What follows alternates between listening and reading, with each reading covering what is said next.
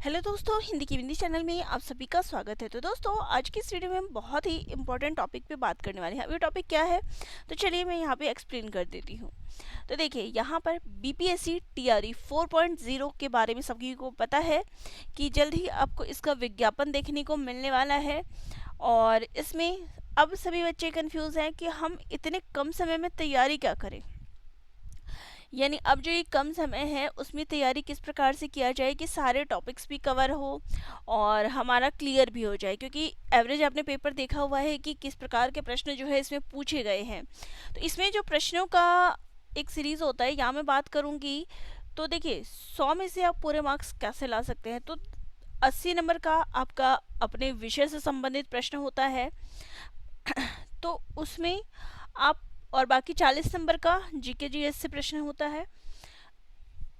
Subject जो आपका होता है लैंग्वेज का, वो तो अपना चलो कोई बात नहीं, वो तो एक जस्ट फॉर्मेट, बहुत इजी प्रश्न आते हैं, तो उसकी कोई बात ही नहीं है। मैं यहाँ पे आपके विषय की बात करती हूँ कि विषय में यानी आप जिस भी विषय का पेपर दे रहे हो, स्पेशली हम यहाँ पे हिंदी विषय की, क्योंकि मेरे पास जो अभ्यर्थी जुड़े हुए हैं वो हिंदी विषय से जुड़े हुए हैं।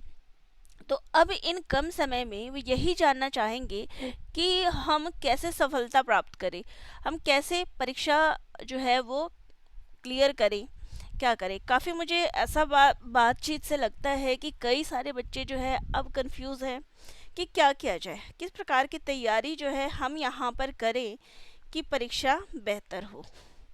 ठीक है, सभी के यहाँ पर कंफ्यूजन रहती है, क्योंकि कहीं ना कहीं बच्चे 1 या 2 नंबर से रह जाते हैं।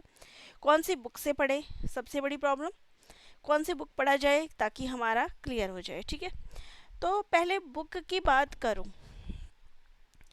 तो पहले टॉपिक की हम बात कर लेते हैं। इसमें क्या टॉपिक पूछा जाता है, तो चाहे आप 9th-10th की तैयारी कर रहे हो या 11th-12th की तैयारी कर रहे हो या फिर 6 to 8 की तैयारी कर रहे हो, पैटर्न की बात करूँ तो एक ही जैसा आता है।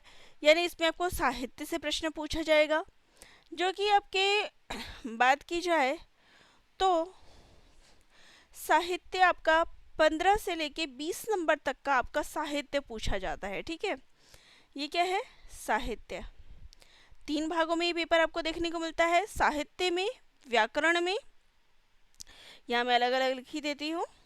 तो देखिए, पहला जो विषय होता है वो होता है साहित्य, फिर होता है आपका व्याकरण, और तीसरा जो विषय होता है वो होता है गद्यांश। तो इन 3 भागों में आपका पेपर जो है विषय वाला, जो 80 नंबर का पेपर होगा, वो 3 भागों में डिवाइड होता है। ठीक है, साहित्य से, व्याकरण से और गद्यांश से। तो अब साहित्य से कितने नंबर का प्रश्न आता है, 15 से 20 नंबर का प्रश्न साहित्य से पूछा जाता है।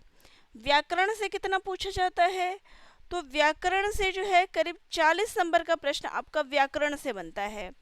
फिर गद्यांश की बात करूं कि गद्यांश से कितना आता है, तो 20 से लेके 25 क्वेश्चन आपके गद्यांश से पूछे जाते हैं, जिसमें आपको 4 से 5 गद्यांश आते हैं। ठीक है, ये आपका पैटर्न हो गया कि आपको अब देखिए आपको किस में सबसे ज़्यादा ध्यान देना है, छोड़ना कोई भी चीज़ नहीं है। गद्यांश के लिए आप क्या करेंगे, सबसे पहले गद्यांश से शुरू करते हैं। तो गद्यांश के लिए आप PYQ पढ़ें, जितने PYQ है मैं भी करवाऊंगी, जितने PYQ अभी तक आए हुए हैं ना 6 to 8 में, 9 to 10th में या फिर 11th-12th में, जितने भी PYQs आए हुए हैं वो प्लस कुछ एडिशनल PYQs मैं यहाँ पर गद्यांश के लिए आप सभी को करवा दूंगी, ताकि आपकी तैयारी हो जाए। तो ये वाला टॉपिक हो गया कि आपको कहाँ से कवर करना है, प्रैक्टिस के लिए उतने काफ़ी हैं। तो ये हो गया। फिर बात करते हैं साहित्य की। साहित्य आपको कहाँ से पढ़ना है, क्या करना है, तो साहित्य के लिए पुस्तक आती है, तो गोविंद पांडे और सरस्वती पांडे की जो पुस्तक आती है, हिंदी साहित्य का जो इतिहास की जो पुस्तक आती है गोविंद पांडे और सरस्वती पांडे की, इसमें वस्तुनिष्ठ दिया है, तो आप इसको इजीली पढ़ सकते हैं, आसानी से आप इसमें कवर कर सकते हैं, तो कोई इसमें दिक्कत नहीं है, आप उसको पढ़िए। और फिर भी बहुत से बच्चे कहेंगे कि अब क्या करें हम इन कम समय में, अब इतनी पूरी बुक हम उठाए, सारा कुछ पढ़े। तो देखिए, सारा कुछ नहीं आता है पेपर में। ठीक है, अब साहित्य में क्या क्या टॉपिक अगर मैं बात करूँ, तो देखिए साहित्य में अगर आप देखेंगे तो साहित्य का पूरा यहाँ पर मैंने 9th-10th का ही लिया है, तो ज़्यादा डिफरेंस नहीं होगा। तो साहित्य में जब आप शुरू करते हैं तो सबसे ज़्यादा प्रश्न आपके किससे पूछे जाते हैं, तो देख सकते हैं यहाँ पे आधुनिक काल से। ठीक है, तो आधुनिक काल को बहुत अच्छे से कवर करिए क्योंकि सबसे ज़्यादा प्रश्न यहीं से पूछा जाता है। फिर उसके बाद जो है बाकी जो टॉपिक्स है उसमें क्या किया जाए, तो आपको ये चारों टॉपिक वो पढ़ना है, आदिकाल, रीतिकाल, भक्तिकाल और आधुनिक काल, जिसमें आधुनिक काल से ज़्यादा प्रश्न आए हुए हैं, तो आप इसको कवर करिए। बाकी जो रहेंगे टॉपिक उससे आपको 1 से 2 प्रश्न पूछे जाएंगे, उससे ज़्यादा प्रश्न नहीं पूछे जाएंगे। ठीक है, इन टॉपिकों से उपन्यास, नाटक, कहानी, साहित्य, इनसे इतने प्रश्न नहीं पूछा जाएंगे। फिर भी छोड़ना तो नहीं होता है। ठीक है, साहित्य आप पूरा कवर करिए, पूरा अच्छे से पढ़िए। यहाँ से यहाँ तक की बात कर रही हूँ मैं, आदिकाल से लेके आधुनिक काल तक ये आपको पूरा पढ़ना है। साहित्य, इतिहास, लेखन जिसमें आपको नामकरण वगैरह पढ़ना होता है, तो ये वाला टॉपिक छोटा सा है। बाकी ये चारों टॉपिक हो गए। उपन्यास, नाटक, कहानी, उपन्यास में आप मुख्य मुख्य जो चीज़ें हैं वो पढ़ लीजिए क्योंकि इसमें आएगा भी, तो मिलान वगैरह टाइप का प्रश्न पूछ लेते हैं। और मैंने पुस्तक बता दी है। और कुछ बच्चे ऐसे हैं जो सिर्फ चाहेंगे कि हम प्रैक्टिस सेट क्या करें या क्या करें, तो आप क्या करेंगे, आपको मैंने पहले भी बताया था, आपको लेना है यूथ कंपटीशन टाइम्स की बुक। ठीक है, YCT की जो बुक्स आती है, चाहे वो TGT PGT के लिए हो या फिर असिस्टेंट प्रोफेसर वाली एक बुक आती है, तो दोनों ही YCT में आपको मिल जाएगा, जिसमें हिंदी साहित्य का होता है। ठीक है, बता देती हूँ ये पुस्तक है कौन सी, यहाँ पर आपको परचेज़ कहीं से भी करिए, अमेज़ॉन वगैरह से करिए या फिर आपके शॉप्स वगैरह पे मिल जाएगी। ये बुक है जिसमें आपको 13,000 प्रश्न मिल जाते हैं, तो आप इस बुक को परचेज़ करिएगा। ठीक है, अब PYQs देखने के लिए इसमें सारे ही PYQ दिए हुए हैं, चाहे वो किसी भी एग्ज़ाम से रिलेटेड हो, तो इसमें आपको अच्छे क्वेश्चंस मिल जाते हैं, तो आप इनमें से प्रश्न लगाइए। ठीक है, इनके प्रश्नों को हल कीजिए, आपका पेपर आसानी से हो जाएगा, प्रश्न कहीं बाहर से नहीं आएगा, इसमें आपका कवर हो जाएगा। ठीक है,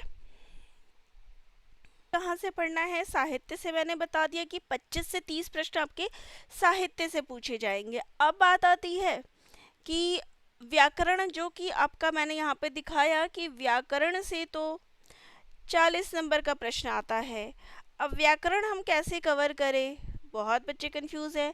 चलिए हम पहले टॉपिक देख लेते हैं कि इसमें क्या क्या टॉपिक से प्रश्न आते हैं। सारा टॉपिक से देखिए आपको प्रश्न कभी नहीं पूछा जाएगा। ठीक है, तो यहाँ पर हम आ जाते हैं व्याकरण पे। व्याकरण पे देखिए आपको कौन कौन से टॉपिक से अधिकतर प्रश्न पूछे जाते हैं। संधि से प्रश्न पूछे जाते हैं, समास से पूछे जाते हैं, मुहावरे और लोकोक्ति से प्रश्न पूछे जाते हैं, शुद्ध वाक्य से प्रश्न पूछे जाते हैं, पदबंध, वाच्य, वाक्य के भेद क्या है, शब्द शक्ति, अलंकार, छंद, काव्य गुण, रस, ये 4 टॉपिक तो मोस्टली इम्पोर्टेंट है।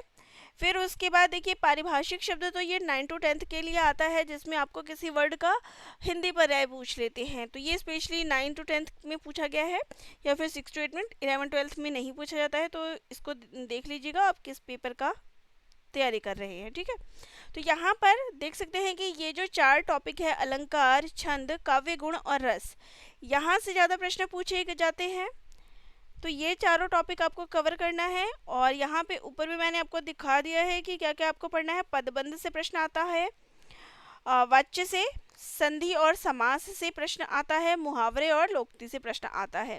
तो ये कुछ ऐसे टॉपिक्स हैं जिनसे आपको परमानेंट प्रश्न पूछे ही जाएंगे, आपको इतने ही प्रश्न पूछे ही जाएंगे।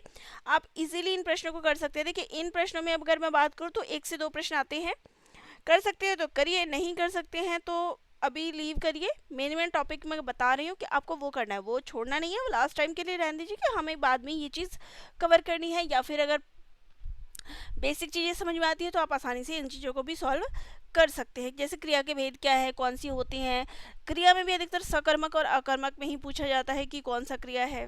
ठीक है, कारक में आपकी विभक्तियाँ होती है, तो इजी प्रश्न हो जाते हैं, कोई नहीं।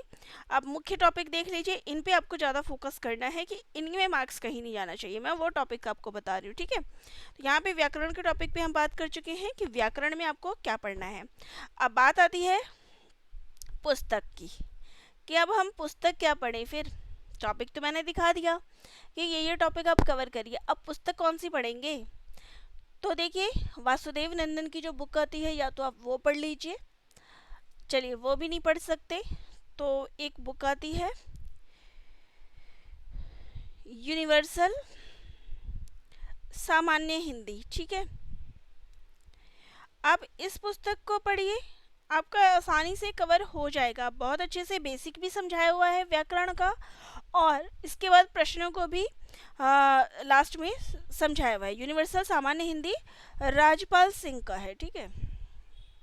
मैं आपको बुक दिखा देती हूँ कि किस प्रकार से इसका फ्रंट कवर है।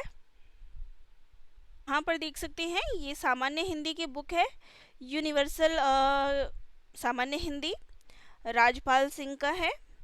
तो ये पुस्तक जो है आपको इसमें सारे प्रीवियस ईयर के प्रश्न मिलेंगे और काफ़ी अच्छे से इसमें एक्सप्लेन किया हुआ है। तो आप इस पुस्तक को परचेज कर लीजिए, व्याकरण की तैयारी आपकी यहाँ से कवर हो जाएगी। हर टॉपिक को इन्होंने बहुत अच्छे से एक्सप्लेन किया हुआ है, तो आप इसको देख लीजिए। यहाँ मैंने इसी पे सर्च करके आपको पुस्तकें दिखा दी है कि दोनों आपको कौन कौन सी लेनी है। तो दोनों ही चीज़ें अब आपको क्लियर हो गई होगी कि साहित्य में आपको क्या पढ़ना है, कहाँ से पढ़ना है। मैं आपके सपोर्ट में हूँ, मैं आपको तैयारी करवाऊँगी कि क्या करना है। प्लस आपकी देखिए कुछ वीडियोस से तो आपकी समस्या का हल नहीं होने वाला है, आपको खुद से पढ़ना पड़ेगा। तो आपको मैंने बता दिया है कितने नंबर का आएगा 15 से 20 नंबर इसमें आते हैं, और व्याकरण का आपका 40 प्रश्न आता है। तो इसके लिए कौन सा पढ़ना है, YCT यानी यूथ कंपटीशन टाइम्स की जो बुक है वहाँ से आप देखिए गोविंद पांडे और सरस्वती पांडे पढ़िए। इसके अलावा प्रश्न उत्तर यहाँ से करिए। व्याकरण के लिए आप वासुदेव नंदन की पुस्तक ले सकती हैं। प्रश्न उत्तर के लिए जो मैंने बताया है या फिर वहीं से पढ़ लीजिए कंप्लीट बुक यूनिवर्सल सामान्य हिंदी, यहाँ से आप तैयारी कर ले तो दोनों ही चीज़ों की आपकी तैयारी हो जाएगी, ठीक है। और तीसरा पार्ट हमारा जो बचता है वो है साहित्य गद्य का, गद्यांश का। और गद्यांश के लिए मैंने कहा है आपको PYQ कर लीजिए। तो इतनी प्रैक्टिस के लिए काफ़ी है। तो सभी चीज़ें आपकी क्लियर हो गई होगी कि क्या चीज़ें आपको BPSC TRE 4 में तैयारी के लिए पढ़ना है। फिर भी कोई डाउट हो तो मुझे कमेंट करके ज़रूर बताइएगा, और मैं आपका कमेंट के माध्यम से या फिर वीडियो के माध्यम से आपकी उस समस्या का हल जरूर करूँगी। मिलते हैं नेक्स्ट वीडियो में। सभी का धन्यवाद।